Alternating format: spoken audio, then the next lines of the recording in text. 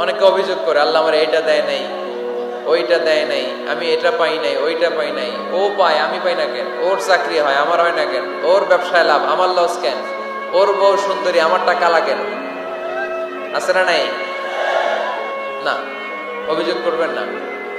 আপনি যে অবস্থানে থেকে অখুশি, আপনি যেই অবস্থানে থেকে আল্লাহর কাছে অভিযোগ করতেছেন, আপনার এই অবস্থানে আসার জন্য অনেকে আল্লাহর কাছে দোয়া করতেছে, ঠিক কিনা?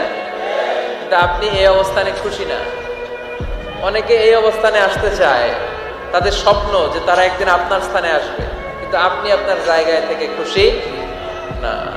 এজন্য উনজুর ইলা মান হুয়া আসফালা মিনকা, তোমার চেয়ে যে খারাপ অবস্থায় আছে তার দিকে তাকাও, তাহলে তোমার মনের দুঃখ ঘুচিয়ে দিবে কে? আপনার চেয়ে যে খারাপ অবস্থানে আছে তার দিকে দেখেন কি অবস্থা। আপনি এইটা চান, ওইটা চান, কত কিছু লাগবে আপনার। হসপিটালে যে দেখেন ক্যান্সারে আক্রান্ত রোগীদের কি অবস্থা দেখেন। ক্যান্সার যার নেই কোনো অ্যান্সার, বাঁচবে না সে। ওরে যে জিজ্ঞেস করেন, ভাই আমি তো বাড়ি চাই, গাড়ি চাই, আমার অনেক অভিযোগ, আমি এটা চাই, ওটা চাই, তুমি কি চাও? ক্যান্সার আক্রান্ত রোগীটা বলবে, আমি কিচ্ছু চাই না, আমি খালি বাঁচতে চাই। ক্যান্সার আক্রান্ত রোগীটা কি চায়? শুধু কি চায়? বাঁচতে চায়। আর আমাদের অনেক কিছু লাগবে।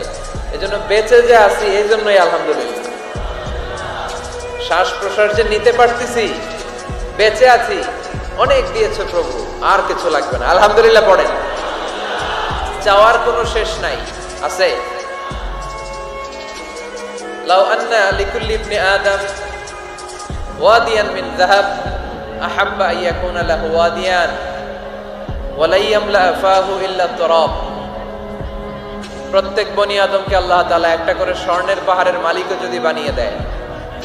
কিসের পাহাড়? সবাই বলেন। দেখছেন শরীয়তপুরে? শরীয়তপুরে নাই স্বর্ণের পাহাড়? কোন দেশে আছে?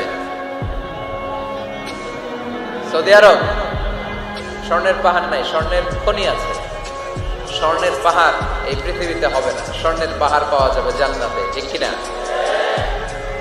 প্রত্যেককে যদি আল্লাহ একটা করে স্বর্ণের পাহাড়ের মালিকও বানিয়ে দেয়, তারা আরো একটা স্বর্ণের পাহাড়ের মালিক হতে চাইবে। আচ্ছা বুঝে শুনে উত্তর দেন তো, আল্লাহ যদি আমাকে একটা স্বর্ণের পাহাড়ের মালিক বানিয়ে দেয়, আমার 14 পুরুষ এই পাহাড়, স্বর্ণের পাহাড় কেটে কেটে ভেঙে ভেঙে বিক্রি করে খেয়েও এই পাহাড়ের অর্ধেকও কি শেষ করতে পারবো? তাহলে আরেকটা লাগবে কেন? স্বভাব, ঠিক কিনা? স্বভাব কি? তো একটা স্বর্ণের পাহাড়ের মালিক যদি আমি হই, আমার 14 পুরুষ খেয়েও শেষ করতে পারবে, তারপরেও আমি আরেকটা কেন চাই? স্বভাব। আল্লাহর হাবিব বললেন এটা স্বভাব। ওয়ালা ইয়ামলা আফাহু ইল্লা তুরাব। কবরের মাটি ছাড়া কোনো কিছুই তার এই জিহ্বাটারে থামাতে পারবে। যার আছে যত বেশি, তার আরো চাই তত বেশি। মানুষের আছে যত বেশি, তার চাই তত বেশি। শেখ সাদি রাহিমাহুল্লাহ, ইরানের বিখ্যাত কবি, বালাগাল উলা বিকামালিহি কাশাফাত দুজা বিজামালিহি, এই কবিতা লিখে বিখ্যাত হয়েছিলেন। তো ওনার একটা সময় আর্থিক দৈন্যতা যাচ্ছিল, টাকা পয়সা ছিল না, ফলে পায়ে দেওয়ার মতো জুতা ছিল না। কি ছিল না? জুতা ছিল না। তো খুব আফসোস করে একদিন মনে মনে আল্লাহরে বলে, আল্লাহ আমি এত বড় কবি, আমার পায়ে দেওয়ার মতো জুতা নাই। আহা, আফসোস করে ঘর থেকে বের হয়েছে। বের হয়ে দেখে এক ভিক্ষুক ভিক্ষা করে, ওই ভিক্ষুকের 2টা পাই নাই। ভিক্ষুকের 2টা, আর কবি সাহেবের কি নাই? জুতা নাই। কবি সাহেব যখন এই দৃশ্য দেখছে, হায় রে, আমার তো পা আছে, এর তো পাই নাই, সেজদায় পড়ে গেল। আর আল্লাহরে বলে, আল্লাহ শুকর, আলহামদুলিল্লাহ, বেশ ভালো আছি, আর কিছু লাগবে না। এজন্য শান্তি হচ্ছে শুকর আলহামদুলিল্লাহর ভিতরে। শান্তি কিসের ভিতরে? শুকর আলহামদুলিল্লাহর ভিতরে। এজন্য আওয়াজ করে পড়েন আলহামদুলিল্লাহ। আপনার চাহিদার কোনোদিন শেষ হবে না। দেখবেন যার পা নাই, সে পা দেখে আফসোস করে, ইস লোকটা হেঁটে যায়, কি সুন্দর যায়, আমি তো হাঁটতে পারি না, যদি হাঁটতে পারতাম, যদি 2টা পা থাকতো। যার পা আছে, সে সাইকেলওয়ালাদেরকে দেখে আফসোস করে, ইস আমার যদি একটা সাইকেল থাকতো তাহলে তার হাঁটা লাগতো না, সাইকেল দিয়ে বাজারে যেতাম। যার সাইকেল আছে সে আবার হুন্ডাওয়ালাদেরকে দেখে আফসোস করে, ইস একটা হুন্ডা যদি থাকতো তাহলে তো ভো ভো করা যাইতো না। হুন্ডাওয়ালার আফসোস আছে প্রাইভেট কারওয়ালাদের দেখে, তারা আফসোস করে ইস আমার যদি একটা কার থাকতো তাহলে তো কার চালাইতে পারতাম।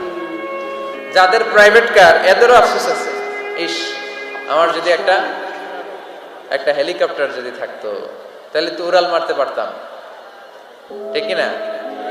হেলিকপ্টার ওয়ালাদেরও আফসোস আছে, আমার যদি একটা জেট প্লেন থাকতো, jet plane, private jet plane, ও প্রিন্স ওয়ালিদ বিন তালালের মতো 70% মেড অফ গোল্ড, তার একটা জেট প্লেন আছে, এটার 70% স্বর্ণ দিয়ে বানানো। তার মানে চাওয়ার কোনো শেষ আছে নাই। সুখ শান্তি যদি চান অলওয়েজ পড়বেন আলহামদুলিল্লাহ। কি পড়বেন? টাকা যার বেশি টেনশন তার বেশি। সাধারণত টাকা যার বেশি রোগ তার বেশি, টাকা যার বেশি শান্তি তার কম। আপনি খোঁজ নিয়ে দেখেন, 1000 কোটি টাকার মালিক, ঘরে শান্তি নাই, স্ত্রীর সাথে মনোমালিন্য, স্ত্রী যায় একদিকে উনি যায় আরেকদিকে, পোলায় কই যায় পোলায় নিজেও জানে না, মেয়ের অবস্থা খারাপ, আরেক ছেলের সাথে হাঁটে। তো এই হচ্ছে এদের লাইফস্টাইল। সবাই না, আল্লাহওয়ালা যারা তারা ভিন্ন। রাতে এদের ঘুম হয় না, অনেকগুলো ঘুমের ট্যাবলেট খেয়ে ঘুমাতে হয়, ঘুম আসে না, ঘুম আসে না।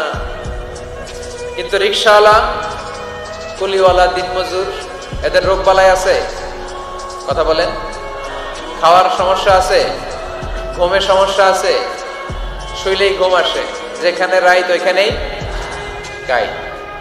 ঘুমাইতে দেরি, নাক ডাকতে দেরি হয় না, ওর নাকের ডাকের আওয়াজে ট্রাকের ইঞ্জিনও ফেল।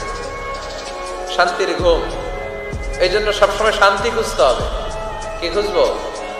শান্তি দেওয়ার মালিক কে?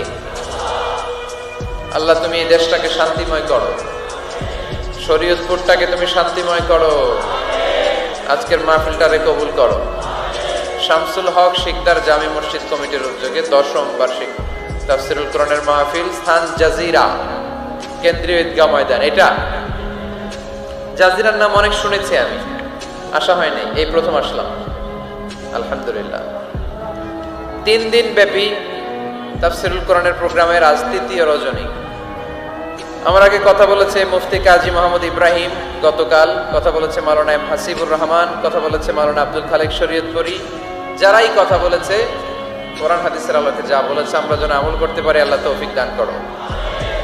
সঙ্গীত পরিবেশনায় ছিল মশিউর রহমান, সুর সম্রাট, অ্যাডভোকেট রোকনুজ্জামান, ইসলামী সঙ্গীত শিল্পী, star voice champion Imtiaz Ahmed. আজকের প্রোগ্রামের প্রধান অতিথি জননেতা জনাব ইকবাল হোসেন অপু সাহেব, মাননীয় সংসদ সদস্য শরীয়তপুর 1 আসন, আসছেন উনি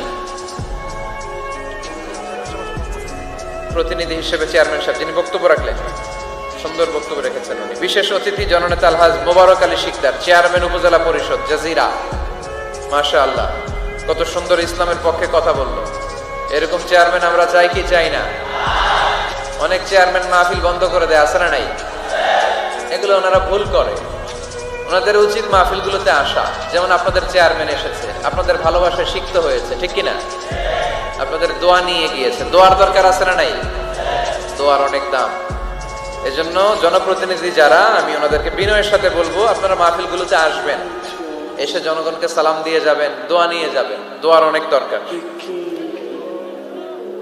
অতিথি হিসেবে আরো আছে জনাব মোহাম্মদ ইউনুস ব্যাপারী, জিএম নুরুল হক সাহেব, মোহাম্মদ ওমর ফারুক সাহেব। যারাই এসেছে আল্লাহ সবাইকে কবুল করো। বিশেষ করে আমার যুবক ভাইদেরকে আল্লাহ তুমি কবুল করো।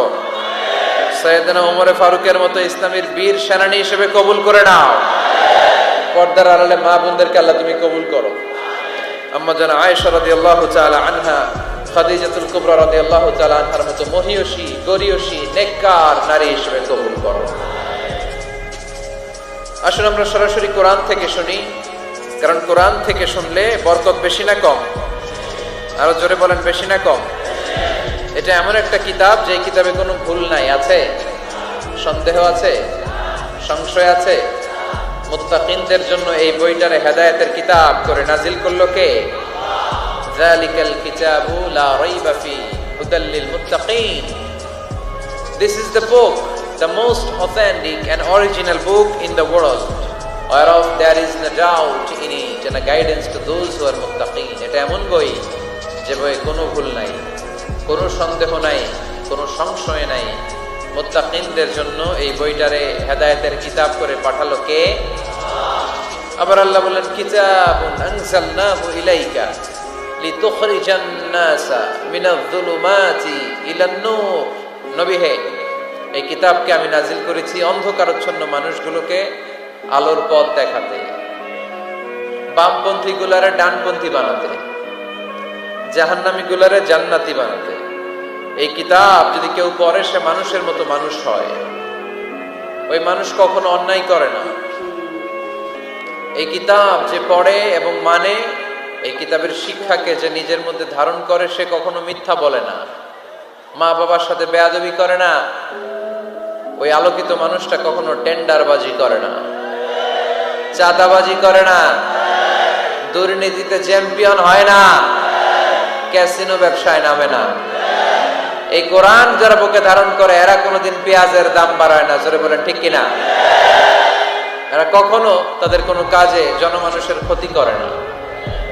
এরা সব সময় কল্যাণের পক্ষে, এরা মানবতার পক্ষে। এরাই হচ্ছে আলোকিত মানুষ, ঠিক কিনা? মানুষ হওয়া পৃথিবীতে বড় কঠিন। খালি চোখে যা দেখেন এগুলো মানুষ না, এগুলো জনসংখ্যা। এগুলো কি? এজন্য বলা হয় বাড়ছে জনসংখ্যা, কমছে মানুষ। বাড়তেছে কি, কমতেছে কি? মানুষ। গরুর পেট থেকে বেরোলেই ওটা গরু হয়ে যায়, ছাগলের পেট থেকে বেরোলেই ওইটা ছাগল হয়ে যায়, মুরগির পেট থেকে বেরোলেই ওইটা মুরগি। কিন্তু মানুষের পেট থেকে বেরোলেই ওটা মানুষ হয় না, ওটার মানুষ বানাইতে হয়, তাই না? আবার গরুকে কেউ কোনোদিন বলে না এই তুই গরুর মতো গরু হ, বলে? শরীয়তপুরে আপনারাও বলেন না? ছাগলকে কেউ কোনোদিন বলছে এই তুই ছাগলের মতো ছাগল হও। কিন্তু মানুষকে বলা হয় তুমি মানুষের মতো মানুষ হও। কোরআন পড়লে মানুষের মতো মানুষ হওয়া যায়, ঠিক কিনা? এই দুনিয়া এখন তো আর সেই দুনিয়া নাই, মানুষ নামের মানুষ আছে দুনিয়া বোঝাই, সেই মানুষের ভিড়ে আমার আসল মানুষ নাই, ঠিক কিনা? আসল মানুষের বড় অভাব। মানুষের মতো মানুষ খুঁজে পাওয়া দুষ্কর। এই কোরআন এসেছে আমাদেরকে মানুষের মতো মানুষ বানাতে। এজন্য এই কোরআন থেকে শুনলে লাভ না লস? কোরআনের সাথে আমাদের সম্পর্ক বাড়াতে হবে। প্রতিদিন কোরআন তেলাওয়াত করতে হবে। আপনারা করেন? হ্যাঁ, আজকে করছেন কারা কারা দেখি? মাশাআল্লাহ, মাশাআল্লাহ, হাত নামান।